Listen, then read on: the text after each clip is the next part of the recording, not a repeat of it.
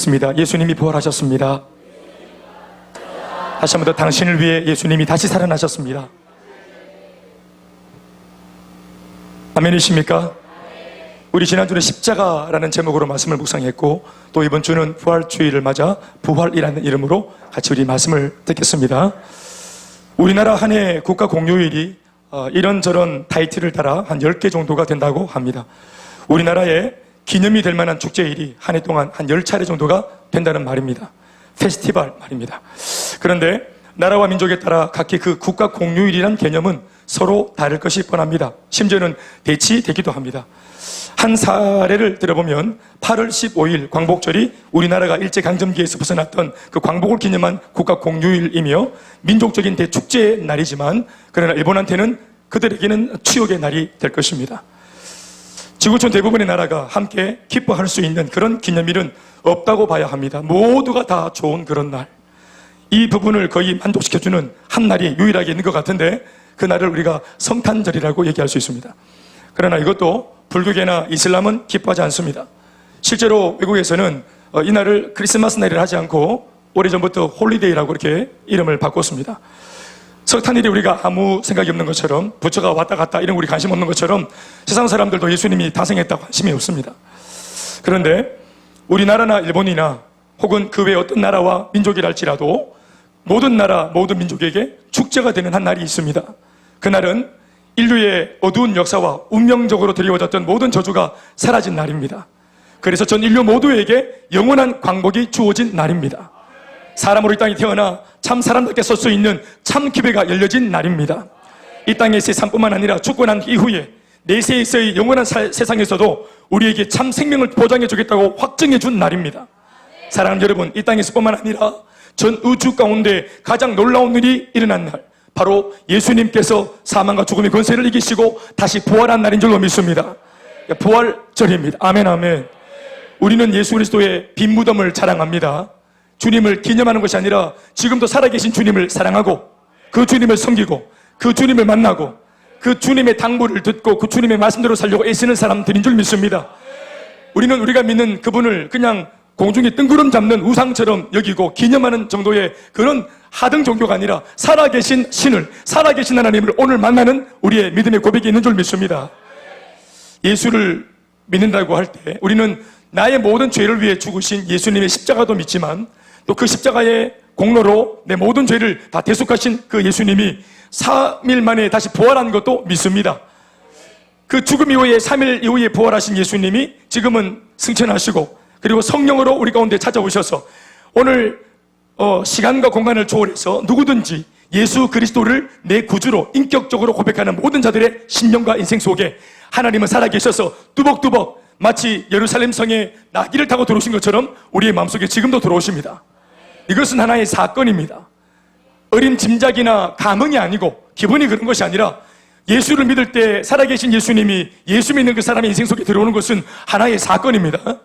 여러분들이 바깥에 있다가 오늘 예배 시간에 맞춰서 안으로 들어올 때 공간이 이동되어져서 실제로 이곳에 있는 것처럼 예수님이 영접을 하면 우리 마음속에 실제로 옮겨서 우리 마음속에 들어오시고, 실제로 우리 안에 모든 죄와 상처와 쓴뿌리를 그분이 제거하십니다.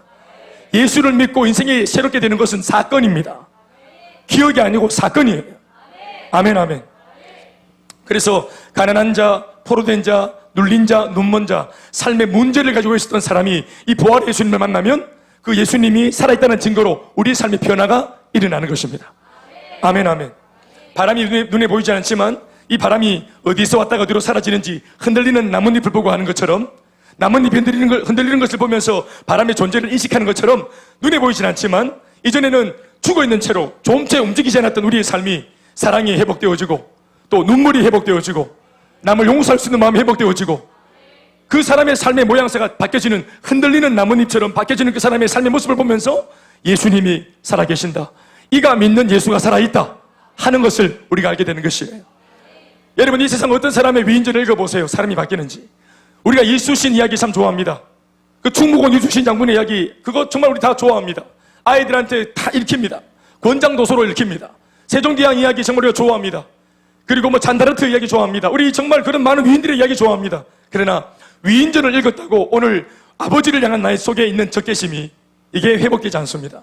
위인전 한 편을 읽었다 그래서 내 인생 전체를 향한 나의 저주와 쓴뿌리와 내 인생의 두려움이 그 한 편의 위인전 때문에 사라지지 않습니다. 내 마음속 깊은 골수에 사무친 내 남편을 향한 이 적개심, 이 미운 마음, 이런 것들이 이거 위인전 읽었다고 사라지는 것 아닙니다. 인생이 바뀌지도 않습니다. 방황하는 아이들이 세종대왕 위인전 읽었다고 돌아오지 않습니다. 그러나 희한하게도 2000년 전 그것도 남의 나라 사형수로 돌아가셨던 예수라는 청년의 이야기를 들으면 사람이 변화됩니다.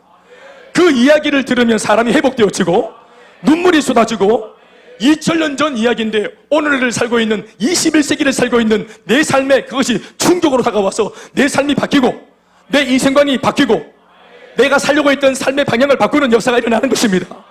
하나님이 살아계시지 않고서는 있을 수 없는 일이에요.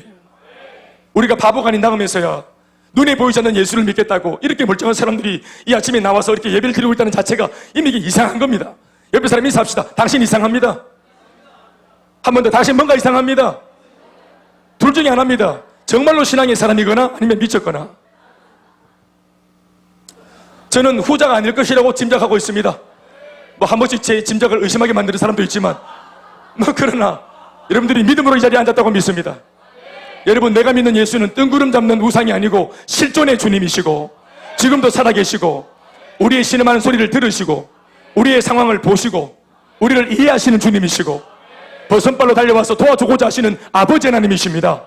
살아계시기 때문에 이것을 보고 듣고 알고 계시는 것이요. 오늘은 부활절입니다. 2000년 전 인간의 모든 문제를, 아니 나 자신의 모든 문제를 해결하기 위해서 하나님과 예수님이 세우신 천상의 프로젝트가 비로소 완벽하게 이루어진 날입니다. 예수 그리스도는 십자가를 통해서 인간들의 삶을 망쳐놓은 그 더러운 죄를 완전히 회복시키시고 부수어버리시고 완전히 멸망시키셨습니다. 죄를 정복하셨습니다. 우리의 삶을 정복했던 죄, 이 죄를 예수님은 이 죄를 정복하셨습니다. 그리고 더불어 예수 그리스도는 부활을 통해서는 인류 전체에게 드리워져 있던 인간들의 궁극적이면서도 절대적인 두려움과 사망과 죽음을 이겨놓으셨습니다.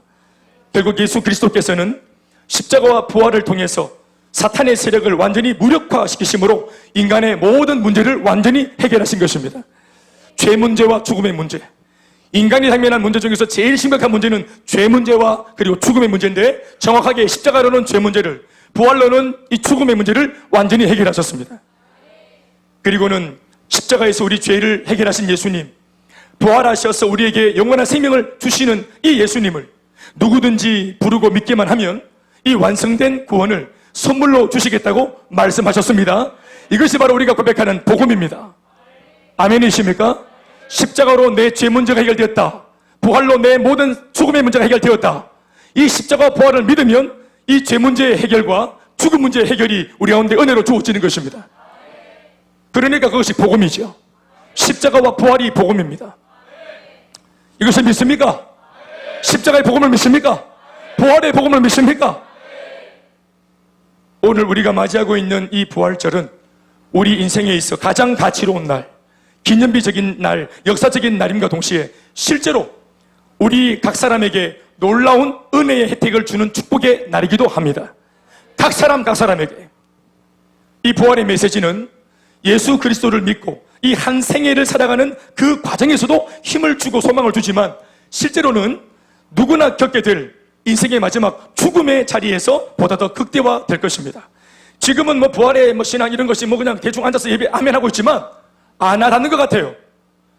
근데 이 부활의 신앙과 부활의 복음이 언제 확실하게 받았느냐? 우리 모두가 다 반드시 한 번은 겪게 될 죽음의 자리, 내가 숨 떨어지는 그 자리, 호흡이 멈추는 그 자리에서 이제 영원한 세계가 열려질 때 우리를 천국으로 아주 압도적으로 인도하게 되는 강력한 은혜가 될 것입니다. 죽지 않는 불멸의 존재로 우리 주님, 우리 속에 있는 믿음을 보시고 우리를 부활의 소망으로 이렇게 세울 것입니다. 성경은 주구장창 외치고 있기를 예수를 믿고 죽은 사람들은 죽은 것이 아니라 잔다 했습니다.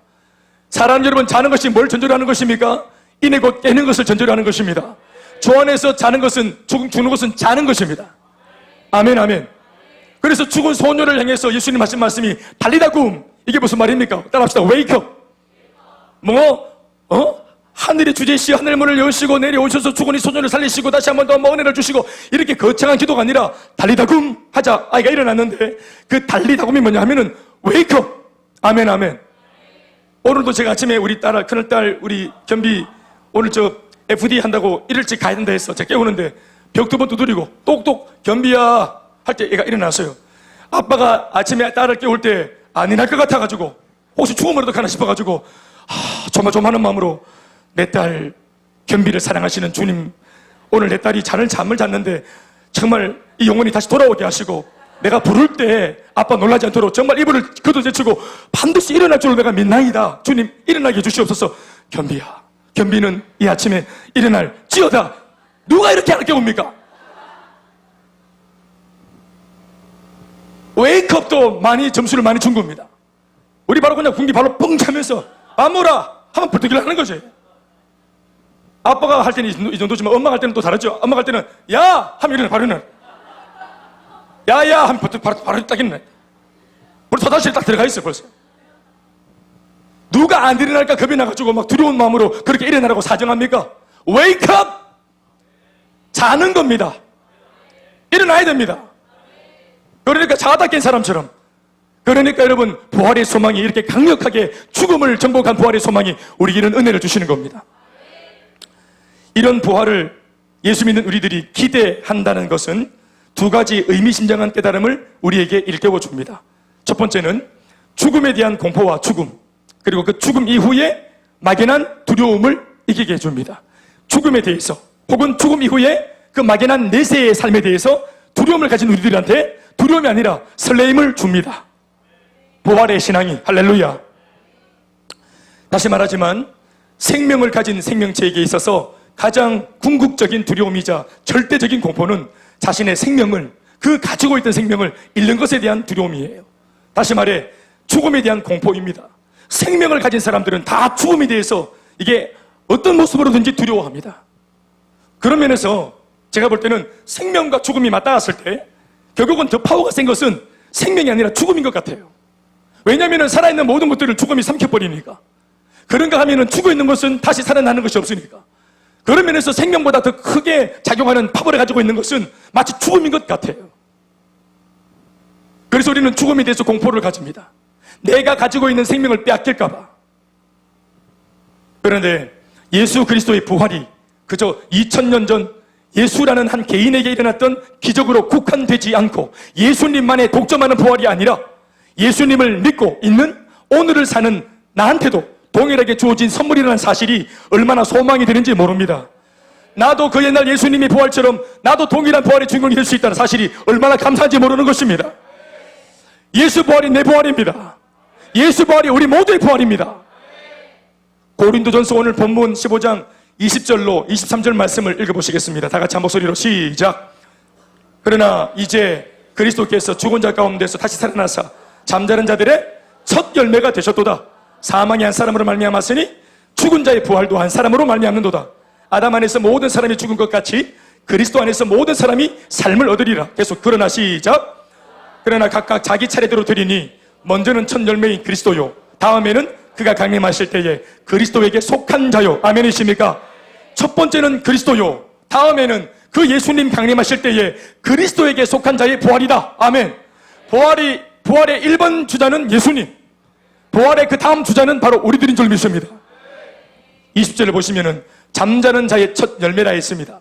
여기에 기록된 첫 열매란 말씀은 2번째 열매가 있다 없다, 3번째 열매가 있다 없다, 그 다음 열매가 있다 없다, 그게 우리입니다. 잠자는 자의 첫 열매 예수님, 2번째, 3번째 열매 우리입니다. 앞서가신 예수 믿고 돌아가신 여러분들의 부모님이십니다. 아멘이십니까? 예수님께서 죽은 자 가운데 처음으로 다시 살아나신 첫 부활의 주인공이시니 그 주님이 이루신 것과 동일한 부활이 그 다음 사람, 또 그 다음 사람, 또 그 다음 사람에게 연속적으로 이루어진다는 사실을 오늘 말씀이 강조하고 있는 것입니다. 그러니까 예수 부활을 오늘 읽고 있는 여러분들, 이 말씀을 읽고 있는 여러분들, 이 말씀은 예수의 부활이 아니라 바로 너에게 임하는 부활이라는 사실을 오늘 말씀이 오늘 간곡하게 말하고 있는 거예요. 이것을 믿으라고. 이것이 너에게 지금 적용되고 있노라고. 아멘, 아멘. 예수님의 부활은 주님을 믿고 그 예수님의 라인에 서 있는 오늘 우리들의 부활이자 곧 나의 부활, 내가 실제로 경험하게 되어질 그 능력의 부활이라는 사실을 믿음으로 다 받을 수 있기를 바랍니다. 말씀에 아담 안에서 모든 사람이 죽은 것 같이 그리스도 안에서 모든 사람이 삶을 얻으리라 했습니다. 얻을 줄로 믿습니다. 그리스도 안에서 모든 사람, 아무나 아니라 그리스도 안에 있는 모든 사람, 그리스도께 속한 모든 사람은 두 번째, 세 번째 예수 부활의 주인공이 될 줄 믿습니다. 이것이 바로 저와 여러분입니다. 사람이 나이 들어 늙으면서 외로워지고 고독해지고 쓸쓸해지는 까닭은, 죄송합니다, 우리 교회 어른들은 별로 그렇게 안 보여서, 사람이 늙으면서 사실은 그래도 일반적으로 볼 때는 나이가 먹고 늙어지면 외로워지고 고독해지죠. 쓸쓸해지는 까닭이 있어요. 그 인생의 걸음이 바로 죽음에 맞닿아 있기 때문에 그런 것입니다. 지금껏 제가 계속 강조하고 있는 그 죽음을 향해 가고 있다는 사실, 멀리 있던 죽음이 어느새 세월이 지나면서 내 코앞에 와 있다는 느낌이 들 때, 그 강박감이 내 마음을 짓누를 때 사람이 외롭고 고독해지는 거예요. 죽음은 반드시 있는 것이고요, 이 세상 어느 누구도 피할 수 없는 것인데 그 죽음을 피하거나 이길 길은 없고 준비해 둔 것은 없으니까 그저 죽음만 생각하면 기가 죽어버리고 정신이 아득해지는 겁니다. 그래서 사람은 어쩔 수 없이 몸은 벼랑을 향해 있지만 마음만은 힘들지 않으려고 과거 젊을 때를 회상하고 함께 좋았던 시절을 반복해서 되뇌이는 것입니다. 그렇게라도 하지 않으면 견딜 수가 없어요. 그래서 자꾸만 뒤를 돌아보는 겁니다. 지나왔던 세월들, 화려했던 시절들, 현실을 목도하고 앞을 보면은 절벽이고, 그러니까 계속해서 현실을 부정하려고 뒤돌아보고 옛날 앨범 뒤적거리고 그렇게 하는 겁니다. 그래서 앞을 보지 못하고 뒤를 보는 것이죠. 그런데 오늘 우리가 말하고 있는 예수님의 부활, 아니 믿는 자 모두에게 주겠다고 말씀하신 이 부활의 은혜가 오늘 우리에게 주시는 담대함이 있어요. 아멘이십니까? 그게 뭡니까? 이 죽음을 똑바로 보게 해주시는 것입니다. 기죽지 않게 해주시는 겁니다. 내가 죽지 않고 산다 하시는 이 음성을 들을 때 우리가 죽음을 똑바로 볼 수 있는 겁니다. 심지어 그 죽음이란 문을 관통한 그 다음의 삶, 그 내세의 영원한 삶마저도 우리가 하나님 나라로 옮겨가는 그 사건이다. 죽음이란 사건이 일어나야 그렇게 고대했던 천국에 입성할 수 있는 겁니다. 아멘, 아멘. 그러니까 이 편에서 볼 때는 죽음이지만 천국에서 볼 때는 출생하는 겁니다. 천국의 한 생명이 출생하는 거예요. 탄생하는 겁니다. 마치 어린아이가 엄마 뱃속에서 엄마 배를 떠날 때 엄마 배의 입장에서는 이별이고 작별이고 헤어지는 것이지만, 이 땅에서 이 아이의 출생을 기다리는 부모나 남편 입장에서는 뭡니까? 새로운 만남이죠. 출생입니다. 우리가 아이가 태어났을 때 막 좌절하거나 슬퍼하거나 절망하거나 하지 않습니다. 그렇지 않습니까? 심지어 엄마도 빨리 떠나보내고 싶어 합니다. 안 그렇습니까? 내 들고 새끼가 캥거루처럼 내보내야지. 10달 만에 쑥 성공적으로 내보내고 성공적으로 받고. 아멘, 아멘. 이거 정말 좋은 일입니다. 좋은 일이에요. 오늘 가정에 이런 일을 사모하는 사람들은 이런 일이 더 많이 일어나길 바랍니다. 정말로. 주용수 집사님 3번 쑥쑥쑥 했습니다. 예, 네가 했나? 노 집사님 했지. 수고 많으셨어요. 우리 집 사람도 쑥쑥쑥 셋을 낳았습니다. 할렐루야. 우리 다 기뻐했습니다. 우리 막 절망하지 않았습니다. 사랑하는 여러분, 이 땅에서 우리 부모를 보낼 때, 가족을 죽음이라는 이름으로 보낼 때, 네, 그렇습니다. 우리는 사실 인간의 정이 있기 때문에 마음이 서글프지만, 그러나 한 가지 염두에 둬야 할 것은 그 나라에서는 하나님이 그토록 보고 싶었던 내 아들을 찾는 날이고 그토록 그리워했던 내 딸을 만나는 날인 줄로 믿습니다. 그래서 천국에서 만나보자. 그날 아침 거기에서 만나자. 그래서 우리가 믿음 안에, 소망 안에 우리가 그렇게 절망하지 않는 이유가 여기에 있는 줄 믿습니다. 요엘서 2장 28절 보시면은 이렇게 적고 있습니다. 요엘서 2장 28절 한 목소리로 시작. 그 후에 내가 내 영을 만민에게 부어주리니 너희 자녀들이 장래일을 말할 것이고 너희 늙은이는, 따라서 너희 늙은이는, 다시 너희 늙은이는, 안 늙어서 기분 나빠요? 내 얘기 아닌 것 같아요? 훅 갑니다. 한 번에 한 번 더 따라합시다. 너희 늙은이는 뭐하며? 꿈을 꿀 줄 믿습니다. 늙은이가 꿈을 꾸는 세상, 그리스도의 나라인 줄 믿습니다. 하나님의 나라인 줄 믿습니다. 젊은 것들만 꿈을 꾸는 것이 아닙니다. 게다가 요즘에는 젊은 것들도 꿈을 포기하지요. 꿈을 꿀수록 희망 고문이니까 꿈을 안 꿀라 해요.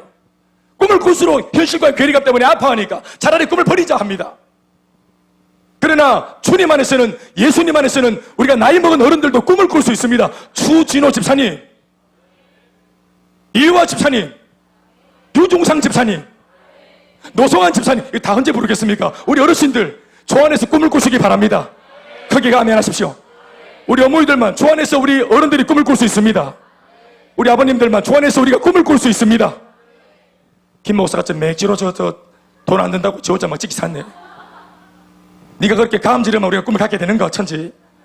그거 아닌 줄 압니다. 그러나 믿는 겁니다. 예수 안에서 우리가 소망이 있고, 오히려 나이가 젊다 하는 것이 아니라 주 안에서 꿈이 있고 비전이 있으면 85세 먹은 갈렙이 우리에게 본을 보였잖아요. 이 산지를 내게 달라고 큰 소리 지는, 지금도 내가 저 적들과 싸워서 주님이 약속하신 땅을 내가 쟁취할 수 있노라 말하면서 저 땅을 나한테 붙여달라고 말하고 그렇게 칼을 떼들었던 그 85세의 고령의 오히려 젊은 청년이었던 할아버지 청년 갈렙처럼 어르신들이 꿈을 꾸십시오. 그럼요. 우리 추진호 집사님, 추진호 셀리더, 우리 한순희 집사님, 한순희 셀리더, 양대 산매 정말 저한테 개인적으로 소망입니다. 우리 할배 할매가 달려가 주셔야 정말 소망이 있습니다. 이거 큰수만 가신 교회는 젊은 것들만 모이는 교회라며 이런 소리 듣지 말고 전 세대가 함께 꿈을 꿀 수 있는 교회가 되길 주의 이름으로 축원합니다. 그러려면 여러분들이 건재하셔야 됩니다. 아멘, 아멘. 추진사님, 내 뜻대로 행복 몸이 잘 안 돼도 짜치도 괜찮습니다. 존재만으로 감사합니다. 한지사님, 존재만으로 감사합니다. 아멘. 혹시 주변에 말 안 듣는 할머니 계시면 저한테 붙여주시고, 예? 다 말 잘 듣지, 예? 다 꿈을 꾸십시오. 이거 하지 맙시다. 따라합시다. 이 나이에 내가 뭘? 그러면 안 됩니다. 내가 그리스도 안에서 모든 것을 할 수 있다. 내게 능력 주시는 자 안에서 내가 모든 것을 할 수 있다. 우리 모두가 그렇게 고백할 수 있길 바랍니다. 늙은이도 꿈을 꾸게 되는 반전의 기적, 바로 예수 그리스도 안에 있는 부활의 소망이 우리에게 주는 축복이며 기적인 줄로 믿습니다. 늙으면 사실 얼마나 기가 죽는다고 사람들이 말하지 않습니까? 그러나 이 부활의 소망을 가지면 당당하게 늙을 수 있고 당당하게 죽음을 쳐다볼 수 있습니다. 할렐루야. 죽음을 이겨놓은 이 주님의 부활은 인간으로 살면서 생리적으로 혹은 본능적으로 갖게 될 그런 어떤 이 죽음에 대한 절대 공포, 사망과 죽음을 향하여 똑바로 볼 수 있게 만들어주고, 아멘, 심지어 그 너머의 삶도 꿈꾸게 만들어줍니다. 그래서 주 안에서는 늙어가는 것, 주 안에서는 나이를 먹어가는 것이 절대로 서글프거나 두렵거나 잘못된 것이 아닌 줄로 믿습니다. 믿습니까? 제가 좀 심한 표현을 해볼까요? 사랑하는 여러분, 기꺼이 늙어버리시기 바랍니다. 안 늙으려고 비겁하게 그냥 손톱 잡아내지 말고 기꺼이 주님 앞에서 노쇠해지고 기꺼이 주님 앞에서 에너지를 쓰고 사는 바람에 기꺼이 쇠진해지시길 주의 이름으로 축원합니다. 아름답게 늙어가시길 주의 이름으로 축원합니다. 그래서 잠언서에서는 노인들의 백발이 면류관이라 했습니다. 부끄러운 백발입니까? 아이들 키운다고, 자녀들 키운다고, 교회에 위해서 기도한다고 소중되어진 에너지가 자랑스럽고 잘하는 것입니다. 자글자글한 주름이 자랑스러운 어머님 아버님의 자랑스러운 주름인 줄로 믿습니다. 면류관이라 했어요. 못된 짓 한다고 생긴 주름, 사기친다고 생긴 백발, 짠머리 굴리다고 생긴 백발, 머리 빠지신 거, 이런 거는 면류관이 아니에요. 그러나 주님 안에서 기꺼이 아름다운 고민, 아름다운 그런 고뇌, 또 몸 바쳐 수성할 때 그런다고 쇠진해진 그 몸과 쇠약해진 그 삶이 주님 안에서는 면류관인 줄로 믿습니다. 기꺼이 늙어버리는 교회, 기꺼이 나이 먹는 것을 두려워하지 않는 그런 성도들이 모여있는 교회, 저는 좋은 교회라고 믿습니다. 그래서 나이를 먹는다는 것이 아름다워 보여야 해요. 서글프지 않고 젊은 아이들이 어른들을 봐도 서글퍼 보이는 것이 아니라 그게 멋져 보여야 돼요. 아멘, 아멘. 백발이 사랑스러워 보이고 고귀해 보여야 할 줄 믿습니다. 리차드 기어, 20대는 30대를 오히려 동경하고, 예? 30대가 보통 20대를 동경하는 거 아닙니까? 그러나 주님 안에서는 오히려 어린아이들이, 미숙한 아이들이 성숙한 위의 세대들을 동경하고 존경하고 닮고자 하는 이런 역주행의 역사가 있길 정말로 간절히 소망합니다. 아멘, 아멘. 이것을 가능하게 준 것이 부활의 소망입니다. 진짜 소망은 나이 들어 죽음 이후에 거기에 있는 것이니까. 아멘, 아멘. 더불어 두 번째로 주님의 부활을 기대하는 우리들에게 하나님이 주시는 두 번째 교훈은 이 땅에서의 삶의 태도와 자세의 변화입니다. 죽어서 천국 갈 수 있고 나는 소망이, 나는 불멸의 존재다.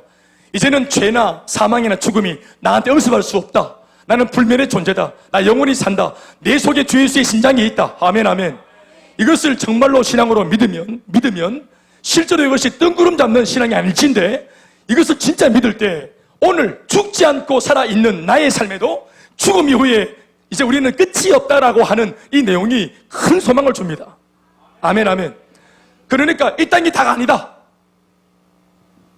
잘못 적용하면 천국만 소망이고 이 세상은 헛것이니까 소풍 온 거니까 본향이 아니니까 이 세상 삶은 나그네니까 나그네처럼 이 세상에 의미를 두지 말고 적당히 살아라, 이렇게 적용을 해서는 안 됩니다. 여기가 사실 본향이 아니고 잠시 소풍 온 곳이기 때문에 아낄 것이 없지요. 오히려 그런 면에서 영원한 본향이 이미 약속되어져 있는 우리들은 이 세상에서 나그네이기 때문에 잃을 것이 없어요. 아멘. 그러니까 더 열정적으로 삶을 살아낼 수 있는 근거가 부활의 소망에 있는 것입니다. 다시 살 거니까 힘을 다해 살 수 있는 겁니다. 다시 회복될 거니까 힘을 다해 기꺼이 에너지가 소진되어지도록 달려갈 수 있는 겁니다. 마음껏 살 수 있는 거예요. 아낄 것이 없습니다. 계주할 때 마지막 주자가 여러분 아낄 것이 있습니까? 1번, 2번, 3번이 아무리 잘 뛰어도 마지막 주자가 그 기록을 끝내는 거 아니겠어요? 메달 색깔을 마지막 사람이 끝내는 거 아니겠어요? 그 마지막 선수는 숨 쉬는 거 아닙니다. 그래서 결승점에 들어와서 숨 쉬는 거예요. 아시겠죠? 우리 마지막 시대 마지막 주자라면서요. 영준아, 아멘. 청년들은 잠자르고 이렇게 하는 거 아니야. 알겠지? 그래. 일정 가지고, 알겠지? 주의 일도 하고, 그리고 딱 예배 마치면 공부도 열심히 하고, 그리고 학교 가고. 목사님 잠은요, 그런 건 하는 거 아니야. 그 에너지를 소진하고. 아멘, 아멘. 그러나 마음가짐이 말이야, 마음가짐이.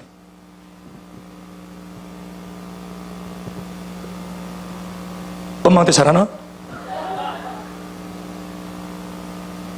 뜬구름 잡는 부활의 소망이 아니라 이것이 오늘 나의 삶에 반드시 잇대어져서 지금 살고 있는 나의 삶, 가정생활, 직장생활, 학교생활, 이 사회생활을 능력 있게, 패기 있게, 눈치 보지 말고, 기가 죽지 말고 잘 살 수 있는 그 근거가 이 신앙의 힘인 줄 믿습니다.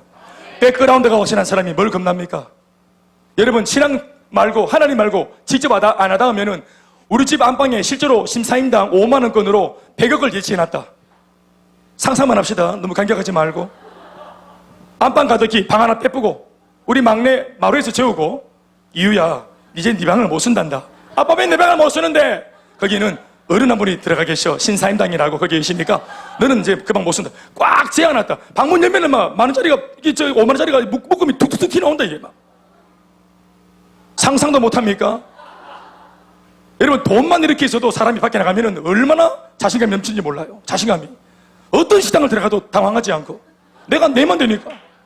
갑자기 돌발적인 그런 회식 모임이 생겨도 당황하지 않는 거예요. 내가 내만 되니까. 오늘 좀 급하게 나오는 바람에 슬리퍼 신고 핫바지 입고 목뒤 이렇게 느리다고 입고 나와서 잘못해가지고 급하게 나오는 바람에 이래 막 걸어 나왔더니 동네 사람들이 막 동네 이미지 떨어지고 집값 떨어진다고 막 욕을 해야 되는 거야. 아이고 저 그런뱅이가 뭐고 저 해가 다니는 몰골이 뭐냐, 우리 동네 지금 분위기 다 떨어진다고 저게 뭐냐고 막 욕을 했댔는데 이 사람 기분 나빠요? 기분 나빠요? 우리 집에 누가 계세요? 우리 집에 신여사 계십니다. 그러니까 가난하지 않으니까 사람들이 가난하다, 거지다 욕해도 실제로 안 가난하니까, 실제로는 내가 부유하니까 그런 소리들이 전부 다 귀에 안 들어온다. 걔는 찢어라, 귀찮은 간다, 이런 거란 말이야. 그런데 진짜만 내가 거지고 바보예요. 그런데 누가 바보야! 이러면은 불타고가 난다, 불타고가. 바보야! 바보들은 뭐라고요? 뭐라고? 이렇게 얘기해요. 바보니까.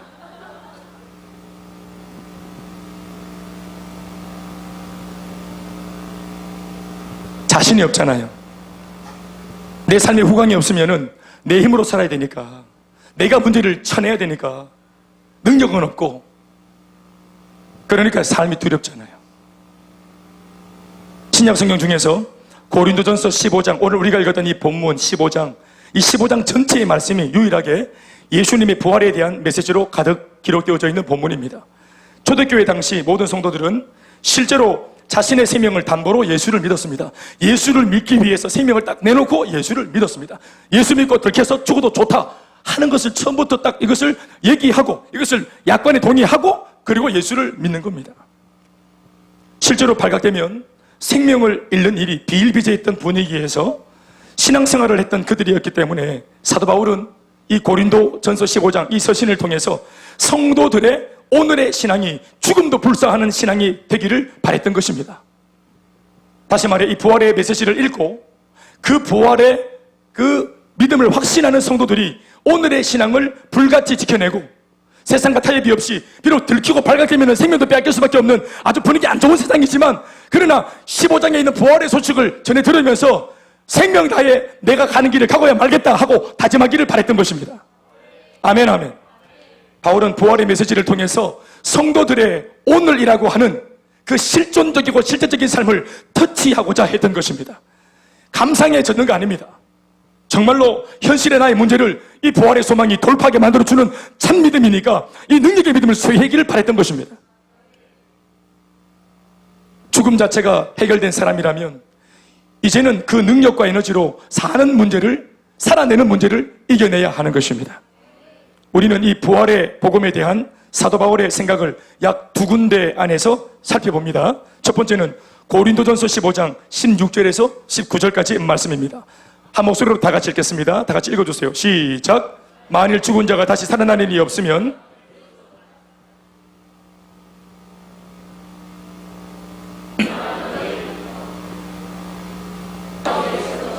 또한 그리스도 안에서 잠자는 자도 망하였으리니 만일 그리스도 안에서 우리가 바라는 것이 다만 이 세상의 삶뿐이면 모든 사람 가운데 우리가 더욱 불쌍한 자이리라.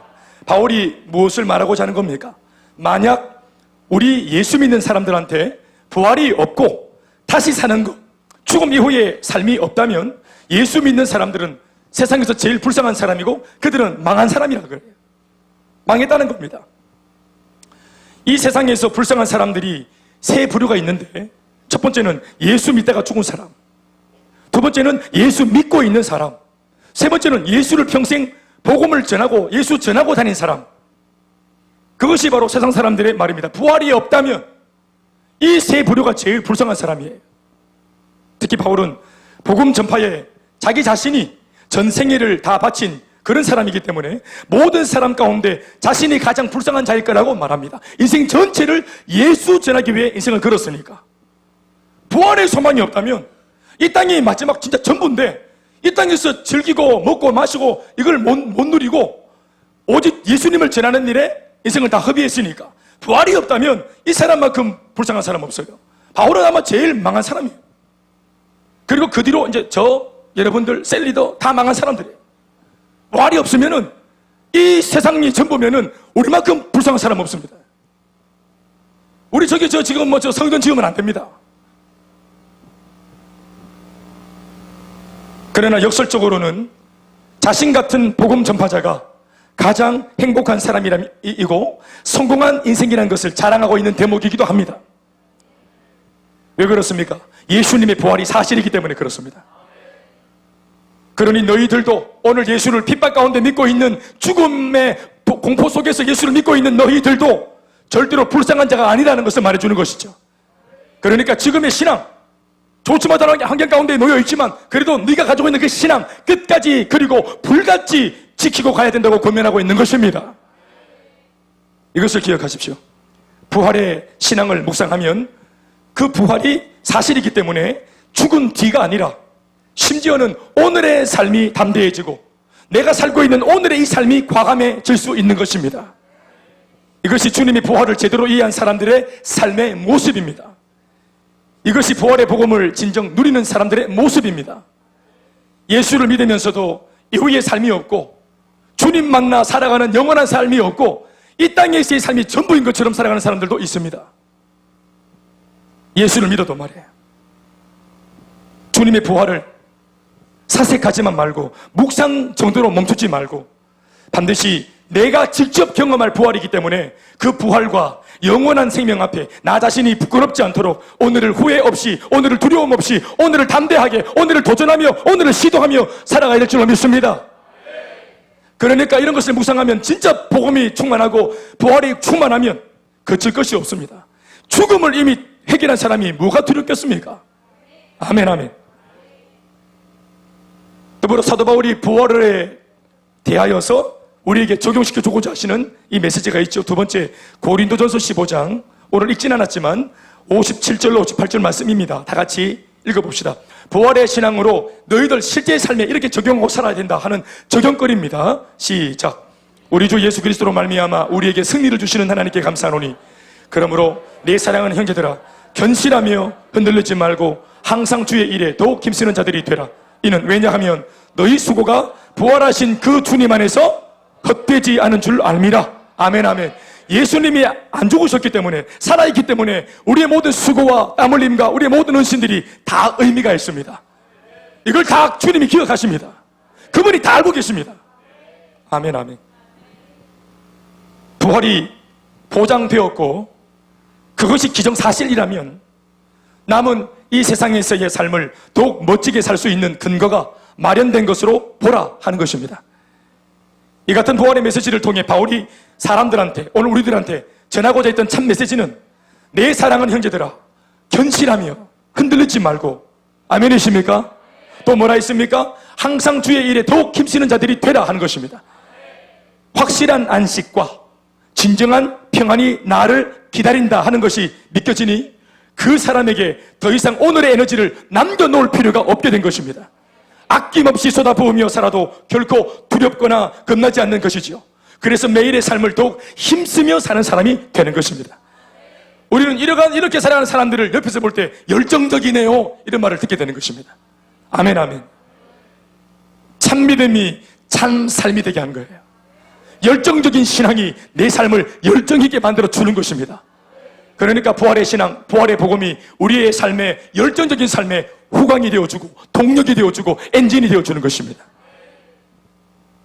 오늘 특별히 이러한 메시지는 부활을 믿으면서도 오늘 이전까지 알고 있으면서도 실제로 나의 삶은 맥이 없고 기가 없고 눌려있던 사람들에게 오늘 특별히 이 말씀이 전하고 있는 내용입니다. 예수님 부활과 동시에 이것을 믿는 여러분들의 삶에 무너진 삶의 에너지가 회복되고 부활하길 바랍니다. 삶에 대한 가치, 기대감, 무너진 마음들, 소망들이 회복되어주고 부활하길 바랍니다. 우리 부부는 소망이 없다. 우리는 정말 건조해. 앞으로도 별로 기대가 안 좋아. 전망이 안 좋아. 이렇게 무너진 기대감이 부활하길 바랍니다. 여러분들 자식들을 바라보는 여러분들의 무너진 기대감들이 회복되어지길 바랍니다. 부모를 향해, 경제적인 앞날의 어두운 전망을 향해 오늘 부활과 더불어서 우리 실존의 삶의 모든 문제가 다 부활하여서 회복되어지길 바랍니다. 셀리더 여러분, 셀사역의 소망이 부활하길 주의 이름으로 축원합니다. 국장 여러분, 국사역에 대한 무너진 마음이 회복되어지길 주의 이름으로 축원합니다. 불이 붙길 바랍니다. 남편은 아내에 대하여 도리를 할 수 있도록 그 무너진 마음이 부활하길 바랍니다. 아내 여러분, 남편을 향한 무너진 마음들, 실망한 마음들이 다시 부활로 소망이 충만하길 바랍니다. 바랍니다. 바랍니다.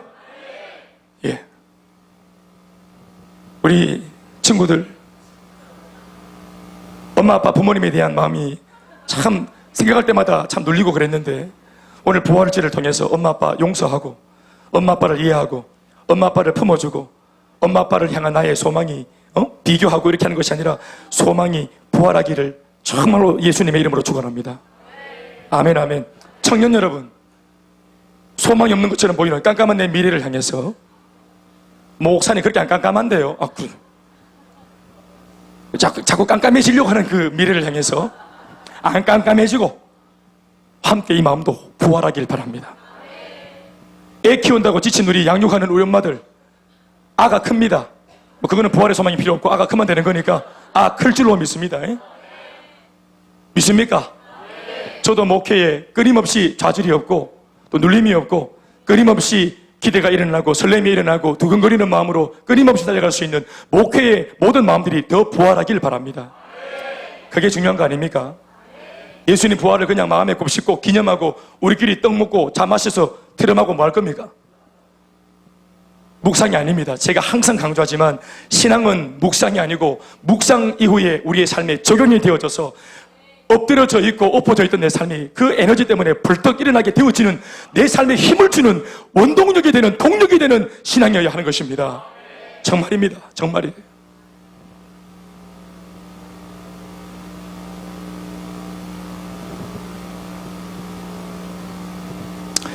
부활을 확신하니 오늘의 삶을 대하는 나 자신의 내면 속에서 열정이 생기는 겁니다.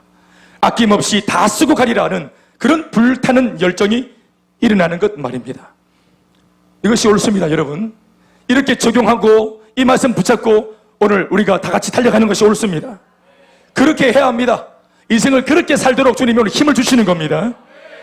어쩌면 우리 예수님께서 이 땅에서 잘 못 주무시고 피곤하시고 여러 가지로 불편한 삶을 사시면서도 예수님 입에서 한 번도 불평하지 않으셨던 이유가 여기에 있는지 모릅니다. 심지어 예수님께서 십자가에까지 서슴지 않고 올라가신 이유가 그 육체와 피 전부를 조금도 아끼지 않고 다 쏟아부으신 까닭이, 그 주님의 식을 줄 모르는 영원 사랑을 향한 열정이, 바로 그 이유와 열정이, 이유 까닭이 바로 이 부활에 있었던 것이라고 저는 믿습니다. 다시 들어보세요, 이 바울의 음성을. 그러므로 마지막 절, 아까 우리 58절이죠. 시작. 그러므로 내 사랑하는 형제들아, 견실함이 흔들리지 말고 항상 주의 일에 더욱 힘쓰는 자들이 되라. 이는 너희 수고가 부활하신 예수님 안에서 뭐하는 줄 알미라. 헛되지 않은 줄로 알미라. 우리의 땀이 헛되지 않대요. 이제껏 달려온 우리의 걸음이 헛되지 않대요.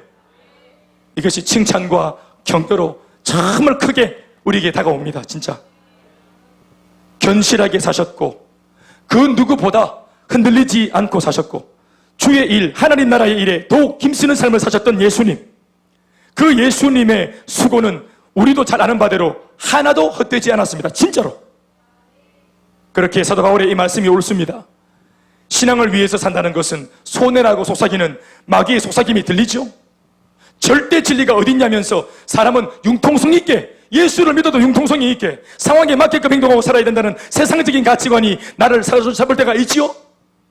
그러면서 바울 같은 사람들의 이야기는 공중에 붕 떠있는 뜬구름 잡는 현실감이 없는 광신도의 궤변에 불과하다는 그런 음성들이 들려올 때가 있죠. 네, 어떤 면에서는 이런 말도 옳을 때가 있습니다. 만약 부활이 거짓이며 예수 그리스도의 부활이 꾸미는 이야기라면 더욱 그럴 겁니다. 그러나 오늘 이 자리에 앉아있는 저와 여러분 모두에게는 부활하신 예수 그리스도의 확실하고도 명확한 음성으로 이 성경의 말씀이 옳다는 사실이 믿겨지시기를 주의 이름으로 축원합니다. 그렇게 우리도 바울의 권면을 따라 주님 닮은 삶을, 우리 실전의 삶이 주님 닮은 삶이 되었으면 참 좋겠습니다. 거침이 없고 눈치 보지 않고 남겨놓을 곳이 없는 것처럼 사역을 그렇게 하면 성령이 바로 역사하십니다. 부활을 입으로 노래만 하지 말고, 우리 오늘 뒤에 특송이 준비되어 있는데 또 우리 또 노래만 부르지 말라 해서 힘 빠질라. 노래도 부르고 삶도 살아라. 그러나 그럼에도 부활을 입으로 노래만 부르지 말고 이런저런 부활을 기념하는 예배에 참석하는 것으로만 머물지 말고 우리의 고집스러운 오늘의 삶을 수정하고 바로 잡기로 결정하는 날이 되어야 합니다. 기운 없이 살지 않기로 결정하는 날이 오늘 이 날이어야 합니다. 얼마나 좋은 날입니까? 사람은 여러분 마음이 있어도 우리가 잘 그 명분이 없으니까 잘 그날을 택일해서 결정을 잘 못하는데, 오늘 이 부활절을 기념으로 해서 우리 마음속에 실추되고 무너진 모든 것들을 다시 주님 안에서 들추어내기로, 다시 회복하기로 마음 먹는 날이 되었으면 정말로 좋겠습니다. 쉬었던 영적 전쟁 다시 하기로 결정하고, 안 하던 기도하기로 결정하고, 멈추었던 사역을 다시 돌파하기로 결정하는 날이 되길 바랍니다. 견실하지 못한 우리의 삶을 견실해라 하는 말씀 앞에서 돌이켜야죠. 시험 당할 때마다 기다렸다는 듯이 여지없이 그렇게도 쉽게 흔들려내기를 반복했던 삶, 쉽게 흔들렸던 그 삶이 흔들리지 마라 하시는 말씀 앞에서 흔들리지 않기로 결정하는 날이 이 날이 되어야죠. 옆에 사람 인사합시다. 견실합시다. 흔들리지 맙시다. 예. 갈 때도 아니고 무슨 추석 명절날 한 번씩 보여주는 성령 영화에 나오는 취권도 아니고 흔들리지 맙시다. 견실합시다. 특별히 주의 일에 더욱 힘쓰지 못하고 내 살 궁리에만 몰입되었던 나 자신의 삶을 회개하고 돌이키는 날이 되었으면 좋겠습니다. 그리고 오늘 말씀대로 주의 일에 그 어떤 모습으로든지 힘쓰고 동참해야 할지를 고민하고 결단하는 날이 되길 주의 이름으로 축원합니다. 이것이 부활이라고 하는 축복과 선물 앞에서의 오늘 예수 믿는 우리의 바른 자세이라고 저는 확신합니다. 여러분, 이 메시지와 교훈에 동의하시면 아멘 하시고, 여기까지 말씀을 잘 듣고 소화가 되고 계시다면 이제 마지막으로 우리는 성경 말씀을 통해서 알려주고 계시는 부활의 주님의 당부를 주목해 봐야 합니다.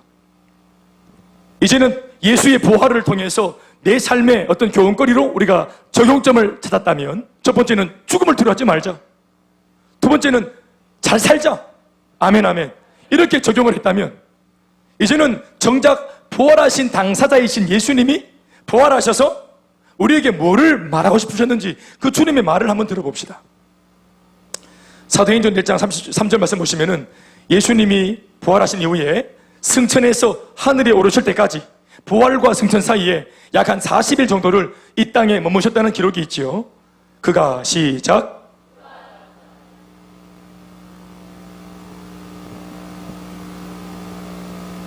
(40일) 동안 그들에게 보이시며 40일 동안 당신의 부활을 나타내 보이시며 뭐 하셨다 합니까? 하나님 나라의 일을 말씀하시니라. 아멘. 죽음에서 일어나신 예수님께서 기약대로 하늘로 올라가실 날을 목전에 두시고서 40일 동안을 무엇인가 또 다시 사역을 이 땅에서 하셨다면, 그 사역은 부활을 하고 난 뒤에 하신 사역이니까 굉장히 중요한 사역임에 틀림이 없습니다. 아니, 그 사역을 하고 싶어서라도 예수님이 부활하셨다고 봐도 무방할 정도로, 부활하시자마자 예수님은 곧장 하나님 나라라고 하는 그 일을 이루시는 일에 곧장 뛰어들고 40일 꼬박 그 일에 열정을 쏟으셨습니다. 그러니 그 부활 이후 40일간의 사역이 구체적으로 무엇이었는가 하는 것을 살펴봐야 합니다. 이것이 중요합니다. 그것은 약 한 7가지 정도로 요약이 됩니다.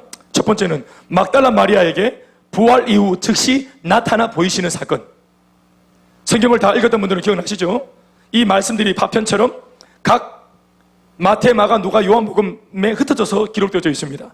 간추리면 예수님이 부활하셔서 하신 일, 첫 번째는 막달라 마리아에게 당신의 부활의 사건을 직접 보이셨다. 아멘. 두 번째는 11명의 제자와 500여 형제들에게 일시에 당신의 부활을 보여주셨다.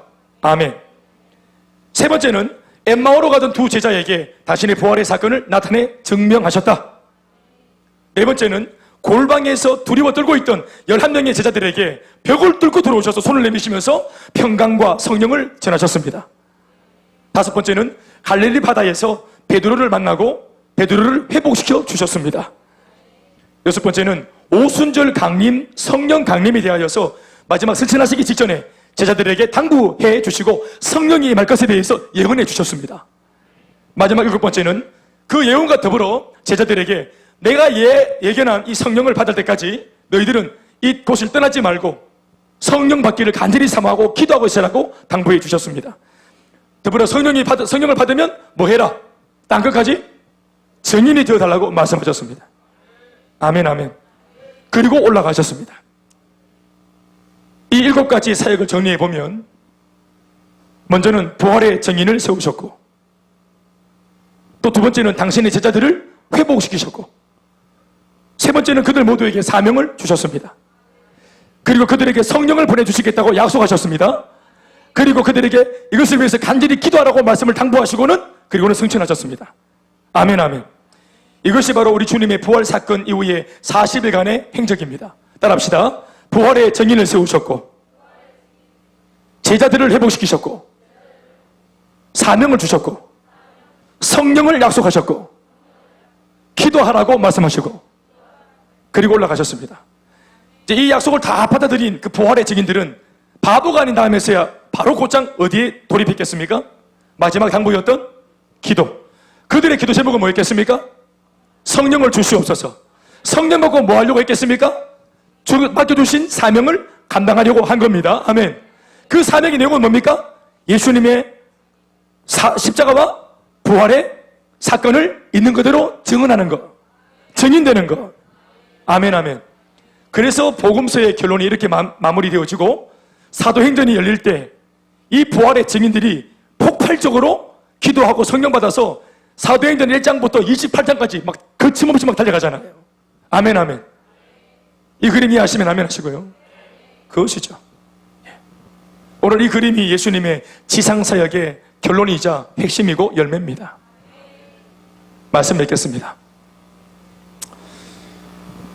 예수님의 부활은 새로운 시작입니다. 예수님의 부활은 저와 여러분 모든 인류에게 새로운 시작을 알리는 우렁찬 나팔 소리와도 같은 사건입니다.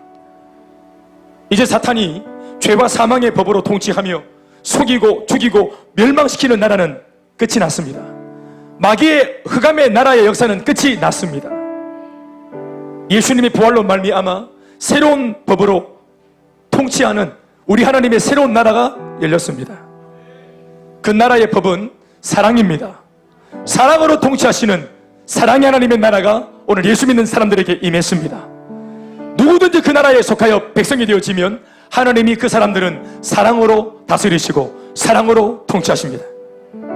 천지가 개벽해서 부활의 사건으로 나라가 뒤집어졌습니다. 우리에게 진정한 자유와 해방과 광복이 찾아왔습니다. 또 지금 그것이 지금 우리들에게 있습니다. 더불어 누구든지 주의 이름을 부르기만 하면, 예수를 믿음으로 내 주님으로 고백하고 영접하기만 하면 그 부활의 주님이 지금도 여전히 똑같은 그 옛날 그 모습으로 우리 마음속에 찾아오셔서 우리의 모든 죄를 사하고 구원을 주시고 더 나아가 성령을 선물로 지금도 주십니다. 저는 오늘 예수님의 이 부활과 승리가 이 사실을 믿는 우리들에게 강력하게 적용되기를 바랍니다. 그것도 구체적으로 우리들의 삶의 전 영역에 이 부활의 사건이 그대로 적용되어지기를 간절히 기도합니다. 여러분들의 개인의 삶에, 여러분들의 가정에, 부부 사이에, 직장 문제에, 경제 삶에, 아이들 양육 삶에, 양육의 문제에, 또 건강 문제에, 여러분들의 사역의 현장 가운데에도 이 부활의 산소망의 능력이 정말로 정확하게 명확하게 그렇게 적용되어지길 바랍니다. 그래서 안 죽으니까 괜찮아요. 그래서 우리가 좀 겁이 없었으면 좋겠습니다. 떨지 않는, 쫄지 않는 주 예수의 사람이었으면 좋겠습니다. 최민수가 그 옛날 사형받기 전에 나 떨고 있니? 했습니다. 이후의 삶에 대한 소망이 없으니까. 그거 최민수의 극중의 대사가 아니고요, 모든 사람들의 마지막 고백일 겁니다. 세상을 호령하면서 거침없이 돈이면 되는 세상, 권력으로 통하는 세상. 그래서 함부로 젊은 처자들도 주무르고 자기의 어떤 그런 재미와 흥미를 위해서 다른 사람들의 인생을 막 짓밟던 그런 못된 짓을 일삼던 그런 사람들이 여러분 영원히 사는 거 아니잖아요. 겁이 없어요. 왜 그렇게 죄를 그렇게 지고 삽니까? 죽음에 대한 겁이 없습니다. 부활의 소망 때문에 겁이 없는 게 아니라 천년만년 살 줄 압니다. 그래서 한계에 있는 이 삶을 아름답게 고귀하고 고상하게 하나님이 선물처럼 주신 유한한 생명인데 이것을 정말 아껴보듯이 아껴 쓰듯이 정말로 고귀하고 아름답게 쓸 줄 모르니까 부활의 소망이 없어 죽어서 주님 앞에 선다는 걸 몰라요. 심판이 있다는 것을 몰라요. 그러니까 이 땅만 소망이 있으니까 이 땅에서 다 쓰고 살아야 되고 내 권력 힘을 이 땅에서 다 써먹어야 되니까 죄 짓는 일에 돈을 동원하고 죄 짓고 타락한 일에 권력을 동원하는 것을 보십시오. 오늘 이 시대의 문제가 그것 아닙니까? 사랑하는 여러분, 우리 예수 안에서 십자가의 은혜를 떠올리며 잘 죽고 부활의 소망을 떠올리며 잘 살아야 합니다. 우리는 어떤 면에서 십자가와 부활 사이에 끼어 있습니다. 우리 죄는 이미 사라졌습니다. 우리 과거의 습부리는 이미 사라졌습니다. 염려, 걱정, 의심이 여러분들이 믿든 안 믿든 인정하든 인정하지 않든 이미 예수님의 부활 안에서 다 사라졌습니다. 우리 이 삶 이후에 살아계신 주님을 만날 겁니다. 주님의 부활이라는 사건이 우리에게 마지막으로 주는 것은 너 나 만날 거야 이겁니다. 그분이 살아계시니까 아시겠어요? 우리가 그분을 만나요. 그분 앞에 섭니다.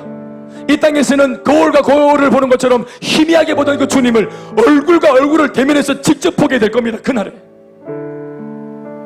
십자가의 은혜, 너 그 은혜 받고 뭐하다 왔니? 내 몸짓고 흘린 피의 은혜로 그 공로를 받은 네 삶이 가치로워졌고 고귀해졌음에도 불구하고 너 그 은혜로 뭐하고 살아왔니? 우리의 부활이 부끄러운 부활이 되지 않도록 그날에 그분 앞에서 할 말이 있는 그런 아름다운 삶이 될 수 있도록 오늘부터 다시 한번 옷깃을 여미고 이 부활절을 정말 기념만 하지 말고 가슴 깊은 회개와 가슴 깊은 감격과 감사가 충만한 우리의 삶이 되길 주의 이름으로 축원합니다. 부활하신 주님 정말로 감사하며 우리 마음을 담아 박수하시겠습니다. 한번 인사하십시다.